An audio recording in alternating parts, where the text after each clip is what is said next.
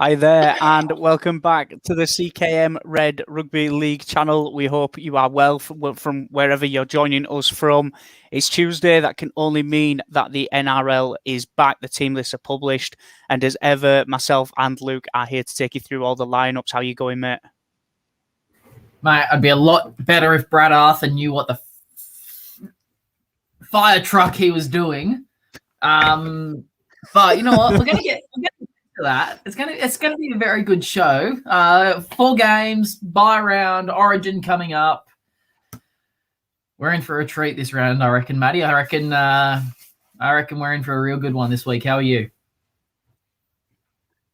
Mate, I'm going pretty well, recovering from a bank holiday weekend, which is why I'm looking exceptionally tanned this week. So, yeah, I've not been on the sunbeds.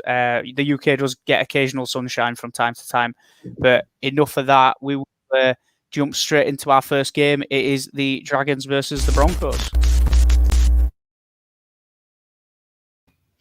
So, the Dragons have published their team lists, and we'll take a look. Here you got Dufty coming back in at fullback, Ramsey going back to the wing, welcoming back Ravalawa as well, and the surprise inclusion of Jack Bird in the second row is the standout, with the obvious exception of Jack de Belin back after nearly 3 years out of the beautiful game itself. I mean, found not guilty, so eligible to play again. As for the Broncos, Isako named a fullback, Cobo comes in to replace the absent Xavier Coates. A little bit of a move around in the pack as well as Tyson Gamble coming back into the 7 shirt. So you're going to see a new house pairing for them. You've got Kelly and Gamble there. Rabate, Bullimore, Palacia and Hetherington make up your bench again, with Asiata coming in to the 13. Obviously, no, the Broncos got a few missing on Origin duty as well. I mean, what's your initial thoughts on this one? Where's your standout matchups for this? It's definitely a tough one. It's a tough one to look at. Obviously, bye round means there's a lot going on. The obvious standout matchup is the matchup of the spine. You have Matt Dufty going up against Jermaine Azarko, who's been lights out for Brisbane this year, probably their main attacking threat. You've also got Norman and Hunt, who are now a very established combination. A little bit surprised that Hunt isn't in the 14 for Queensland with AJ Brimson there. But, I mean, it is what it is. They go up against, as you mentioned, Albert Kelly and Tyson Gamble. Gamble coming back from suspension. Kelly, great first game, not so good last week. But he makes the cut with Milford again, dropped to New South Wales Cup. It's nice to see Tessie New in the 19. I don't know whose wife he screwed or what video footage he has, but I don't know why he's not in this starting lineup and hasn't been for the last 6 weeks. Not that I think he's going to start this week. Yeah, look, interesting that Jordan Ricky coming back from suspension has been left in the 18. Kenan Palacios looked great his first couple of weeks. He retains that bench spot. Pangai Jr., I think, is going to have a field day against Josh Kerr. Kerr is a very good player in his own right, but he's not electric. I don't think he's going to be able to nullify the offloading game of Pangai.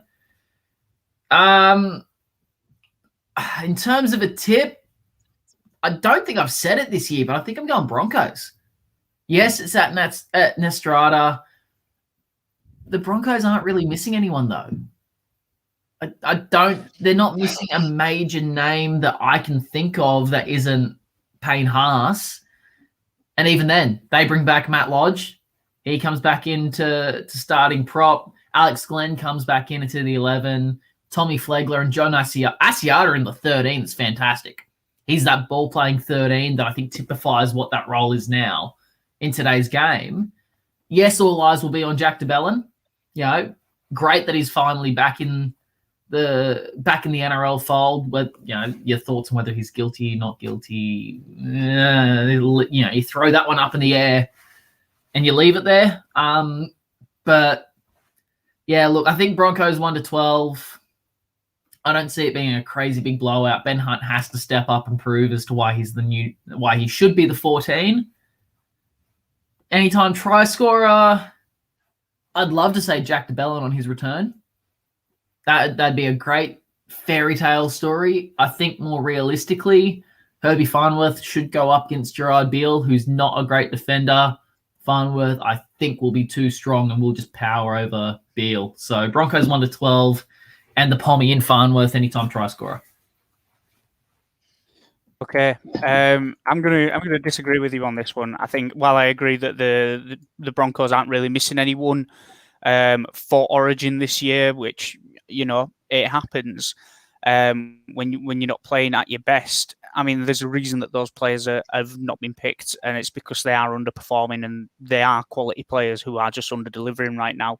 So, I mean, the Broncos have shown dashes of brilliance here and there over the course of the year, but you've got to see more out of them. And for me, I just don't see them holding up here. I think the Dragons with Dufty at fullback are a different Dragons side altogether without him. You saw Ramsey trying to do a shift at fullback, and it wasn't happening. The attack didn't quite click the way that it should. The spine wasn't working as it should, and I think it's going to be a case of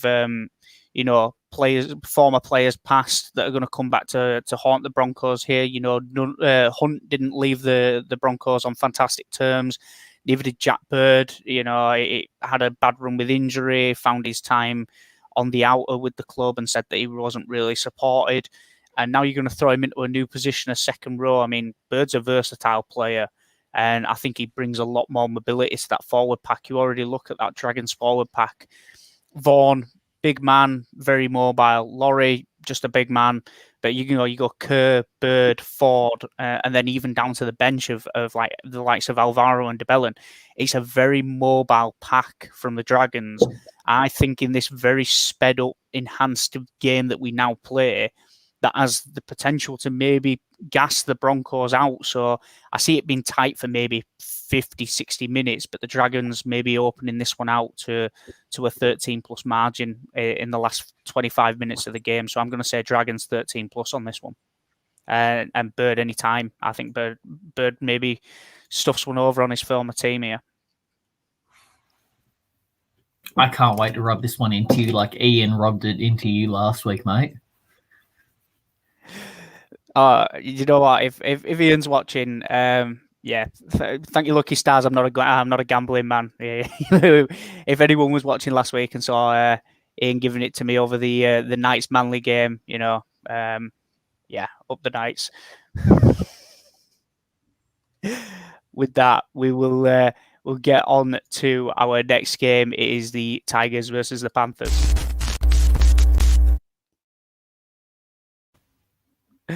And the Tigers pretty much unchanged to a man in their squad. You've got most of their changes coming from the bench. You've Tokamanu and Cooper coming in on the 14 and 17 shirts. Amon was in the 14 last week. He's just bumped down to the 16. As for the Panthers, obviously they were going to take a huge Origin hit this week. Edwards is named at fullback, but there's some potential doubts on that based on rumblings that I've heard. Staines back to the wing, Crichton back into his favoured centre spot. Momorovsky swaps sides with Jennings now on his wing. Burton out of the centre into the 6. May is in the 7. Leniu comes in the 8 shirt. Kenny is now your starting hooker. Fisher-Harris named as captain this week. You've still got Kickout. Sorensen from the bench to the starting lineup. Eisenhuth is your 13. And then Salmon, Hopgood, Smith and Targo all coming in for the Panthers. I mean, the Panthers are pretty much they're pretty much completely changed from last week, whereas the Tigers, only the one change in their starting lineup, and that's Seyfarth into the 13 shirt. I mean, logic and reason says you back the Tigers just due to the amount of changes. But this Panthers side has so much depth and talent, it is so difficult to back against them. And for that very reason, I'm going the Panthers 13 plus. Yes, this is a Tigers side that has looked better in the last couple of weeks compared to that of recent times. But you just look at the system. Stephen Crichton's been a revelation at fullback over the last couple of weeks. Played some of the best football we've seen him play in a long time. It's why he was in the Origin conversation. Rob Jennings wasn't that long ago that he was rivaling, the Brett Morrises, the Josh Morrises for the most prolific try scorer in the season. He's only getting his first or second game of the year here for the Panthers. Matt Burton, as versatile as he is a natural half. That's his position. It's the same for Tyrone May. They are natural halves. Mitch Kenny has been more than serviceable when Api Coruscant's been out. Scott Sorensen was a starting second row for the Sharks. Couldn't get a game for the Panthers. That's how good they've been. Jamin Salmon, for a hot minute there at Parramatta before coming across, was the Parramatta incumbent 6. It wasn't until his injury and Dylan Brown coming up and essentially stealing that spot that he got dropped off off the radar. And then you've also got the likes of Brent freaking Naden, who, talk about his off-field issues all you want, was a starter for 26 rounds plus 2 of the finals last year for the Panthers. Eddie Blacker has got so much hype around him. Those are your reserves. Those are your freaking reserves. Yes, this is a top-strength Tigers side who are sweating on Luciano Leilua at the judiciary. I'll see if I can find how that's going, because I believe that was meant to be tonight. I think the system's just too good. Leilua found not guilty, so Luciano will play, as will Felice Kafusi for Origin, mind you. So keep that in mind for those putting tips on. But yes, this is nearly a full-strength Tigers side, but it's a Tigers side that's hot and cold. The Panthers, they're second string, but much like we've been saying in previous weeks with the Roosters, with the Storm, their second string starts more often than not for 14 or 15 other sides in the competition. And for every team in England. Panthers 13 plus. Anytime try scorer.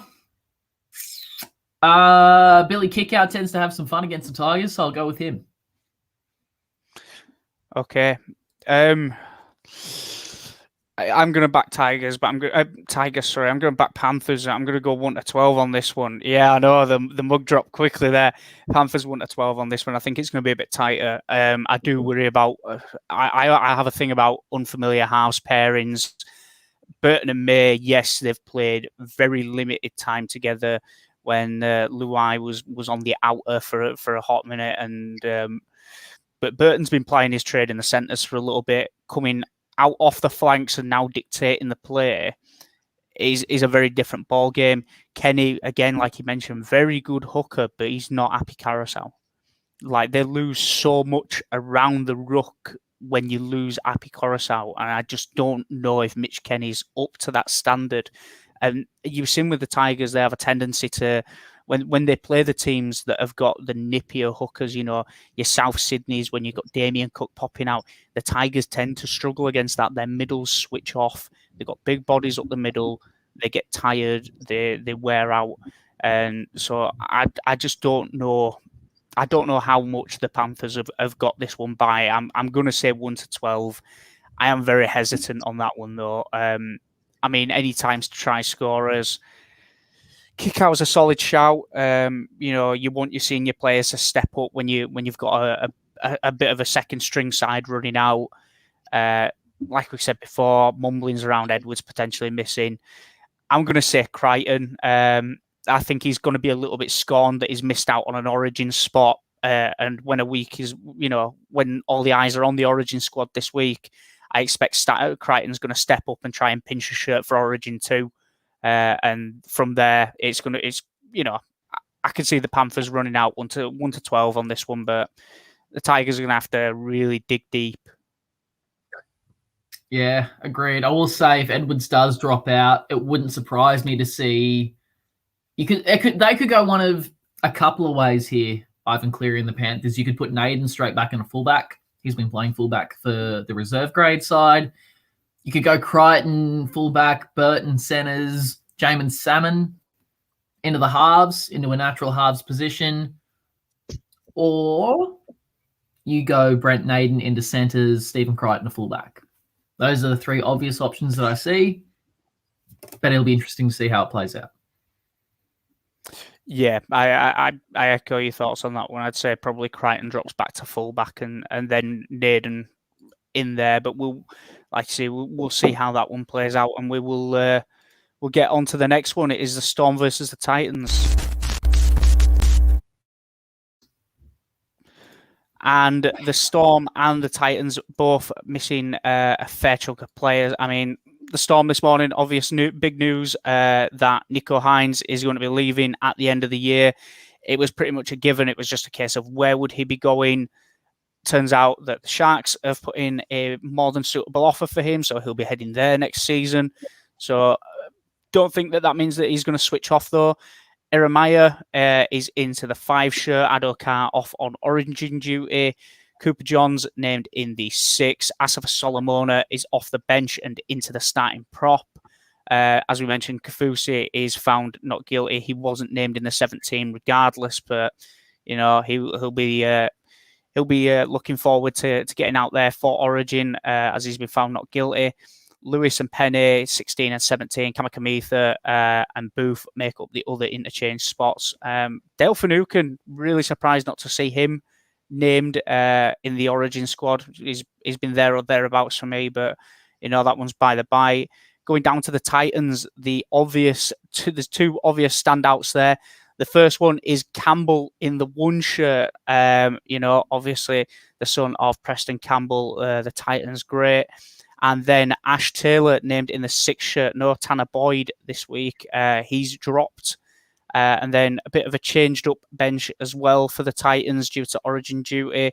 So you have Clark, Peachy, Whitbread and Vuna all coming in. Obviously missing the likes of Fafita this week in that second row spot. How do you think this one plays out? Storm 13+. That's it. Again, second string Storm side. If you think about it, but their second string is just as good, if not better, than 12 of the 16 first string sides in the NRL at the moment. Nico Hines has been fantastic at fullback. You can understand why the Sharks picked him up, even though they did re-sign Will Kennedy. To me, and I mentioned it to you when you had told me about the signing, I think that confirms that Sean Johnson's out. I think he's gone. Moylan will go to 7. Hines will go to 6. Kennedy in the 1. If that's the case, Sharks are in the 8 next year. No doubt about it. Record it. Quote me on it. Aramia is their 4th, 5th choice winger, maybe. Again, does his job. Does it well. It's part of that system. Cooper Johns did the job a couple of weeks ago. Has jumped Riley Jacks in the halves stakes. Doesn't surprise me. Expect the likes of Hughes and Hines to really excel, and Cooper Johns will be a supporting role. The Cheese, Brandon Smith, starting hooker anywhere else, but he's at the Storm, second string hooker to Harry Grant. You got Aaron Booth there with Kamakamitha, Chris Lewis and Aaron Penne, all guns in their own right. Titans, yes, they welcome back Ash Taylor. Yes, they have a son of a gun in Jaden Campbell. Yes, they bring back the dynamic Tyrone Peachy, who can play and will play anywhere. But Storm 13+, and I'm going to ride the Nico Hines train once again and potentially take your tip, Matthew. Nico Hines, anytime try scorer. No, I refuse to back the same player twice in 2 weeks. That can't be me. I mean, I'm tipping Storm 13+ as well. The Titans, their roster's been picked apart by Origin this week. They're missing some of their best players. Unfamiliar fullback. He's going to be on debut. He's got a lot of hype around him. Young players with a lot of hype around him sometimes cannot be the greatest combination. It can force them a little bit back into their own heads. It can put a lot of undue pressure on them. You saw it with Kalen Ponga at the Cowboys when he was first starting out in comparison to the player that he is after having a little bit of time to develop. He'll be keen to make a good impression. He'll be keen to try and tie down that starting spot, but it could potentially lead to a bit of a shaky debut. Fingers crossed for the kid that it's not the case. You always want to see a young player come in and do well. But I think the Storm, you got Cooper, Jerome Hughes has got a great boot on him. Cooper Johns is not too shabby either. They're just going to hang high balls on him all day. Just hang the ball on top of him and let players charge through, put that pressure on, try and force some mistakes. Don't let him get early ball. Don't let Campbell get early confidence. That's how the Storm are going to play this one. And, in their usual style as well, just block play on block play. Brandon Smith in and around that hooker spot. I'm going to tip him for my anytime try scorer. Smith was tipped to be going to the Titans at one point, and amongst pretty much every other squad team in the world, when news media got hold of stories that Melbourne were looking to move him on, or that he was looking to get a starting spot elsewhere. I just think that Smith will just take advantage of some of those maybe tired bodies in and around the middle of the park. You've seen it time and time again. He's just compact. He's strong. You get him going at the line at speed, he'll just fire through players. He'll either take you with him or he'll go through you. It's as simple as that, and I don't see it being any different. So I expect to see a big kicking game out of the Storm. Campbell, a lot of questions asked early of him, and a Brandon Smith anytime try with a Storm 13+ win here. I don't see the Titans standing up. Easy game. Yep. Okay, we covered that one relatively quickly. Right, I'm about to pull the pin on the grenade. Knights versus Eels. Here we go. Knights versus the Eels. We'll start with the Knights, and then we'll let you go off. Hoy named at fullback. Watson into the 6 shirt. He'll accompany Crossland. Jacob Saifiti replaces Daniel Saifiti, who's away on Origin duty. Mann into the 14, and then it's King, Johns, and Sasagi in the bench roles. Here we go. It is on to the Eels now, and the obvious exception of a player. Well, first things first, we'll start with Reid Marnie. He's recalled from Origin. They've basically told him, Harry Grant's going to be your 9. Go crack on with the Eels. Fair income, right? Nia Curry is into your prop role. Very, very mobile prop, and Regan Campbell-Gillard returns. And I'll let you talk about the 5 position. You go for it. Can I swear? No. We're strictly PG now. Brad Arthur, what in Jesus' name are you doing leaving Wonga Blake in there and dropping Fergo? You are an absolute fucking bollockhead. Sorry, Matt. Just, no. No. Why? He's the worst defender in the NRL. He's worse than bloody... I just, no. He's a fucking turnstile, and you let him stay in the bloody centres and drop one of the most prolific wingers that we've had in recent history, going way back. Why?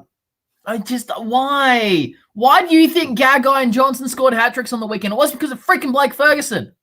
It's because some dickhead in the 3 and the 4, because I know that they swapped Opachik and Wonga Blake, and neither helped. But at least Opachik can somewhat tackle. Wonga Blake's a defensive turnstile. I've seen more fucking tickets go through him than I have a train station. I don't get it. I don't get it. Knights 1-12. Okay. Yeah, Luke's lost his head. He's gone. He's gone for the day. He's going to go take a lie down after this. His head is very hot right now. Yeah, I mean, it's typical story. A winger comes proper to his centre here. I applied my trade playing on the wing many kilos ago. I mean, weight wise, not drugged, but a long time ago, I used to be a winger. And when you are defending inside the centre, you have no confidence in. You tend to bite inwards. You get caught up coming infield and trying to cover that man over. And that's all that happened with Blake Ferguson. Blake Ferguson bit in too many times because you can only concede so many tries down one side before you decide enough's enough and you step up and you try and plug that hole yourself. Unfortunately, they do not make plugs big enough for the hole that needed to be plugged. And he comes a cropper this week, which is a strange one. It's a real strange one considering you go back a week, 2 weeks, you were talking about Blake Ferguson in an Origin spot. Not just us, many people were talking, is Ferguson set for, a potentially one last Origin? Is he going to be your starting New South Wales winger?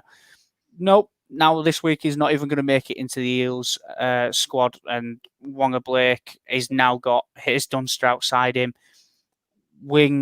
Centre wing pairings are shaky at the best of times when they're unfamiliar. You're now going to throw that into the mixer a very weak edge already in Wonga Blake, just leaking points down that side. So yeah, I'm going to say Knights 1-12. Worthwhile mentioning as well, we completely missed it. Dylan Brown back into the starting lineup as well. As no Jacob Arthur this week, and Brown back from injury, but I don't see the Eels winning this one. If no, do you know what? No, I'm going to backpedal here. I'm going to go Eels 1-12. I think that the Knights, I think they had their big one against Manly last week, and I think that the Eels have probably got a lot of making up to do. I don't see them losing another one. You got Nathan Brown, who, again, another player who arguably should have been in the Origin squad. Matterson, again, another gun forward. Nia Curry brings some ability to that forward pack, and the Knights are they're light on talent. No Frizzell, no Daniel Saifiti. Man is out of form at the minute, to the point where he's losing his starting spot to Watson and Crossland. It doesn't scream the greatest confidence for me. I'm going to backtrack. I'm going to back the Eels 1-12, but I think it's going to be a tight game, something along the lines of a 26-24, something like that. Just no more than a couple points in this one for me. I hope I'm wrong. I really hope I'm wrong. I'll be there. I'll be working the game. I pray that I'm absolutely stone cold wrong and the Eels absolutely wipe the floor with the Knights in front of their home crowd. Nick Corey's been our best centre all year, though. Why are we starting him at prop? Why? We have Oregon Kafusi, who's been fantastic for us. We've got, what's his name? The guy that we signed from the Cowboys. Hasn't seen a lot of game time, but he's looked good when he has. Penasini, one of the leading forwards, second rowers in New South Wales Cup on our reserves. And we leave Wonga Blake in the goddamn freaking lineup. I don't get it. I really don't. Right. Yeah. Mind you, we don't make our money, picking lineups. We'll leave the Eels alone for a little bit. But I mean, before we wrap this one up, anytime try scorer, Braddon best for a double if he's lined up against Wonga Blake. That's going to be a nightmare.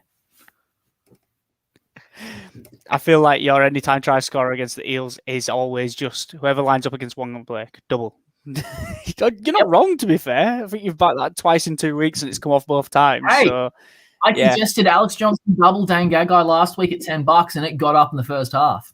I'm just saying. Yeah. I'm gonna go Mitch Moses anytime for the Eels. I just think he probably slides through. I completely forgot about anytime try scorers there. Good job you're here, because I am absolutely useless. But I think now that we have done that, we will wrap the show up here. It's been a bit of a quicker one, a little bit more fast paced, because we've only got 4 games to cover this week. With that, then, we can only thank you for joining us, and apologies if any of your children were in the room at the time where we decided to go through the Eels lineup. Not sorry. No, we thank you once again for joining us, and we will see you next Tuesday to go through all the lineups and give you our tips to the best of our ability again. Thanks again, and we'll see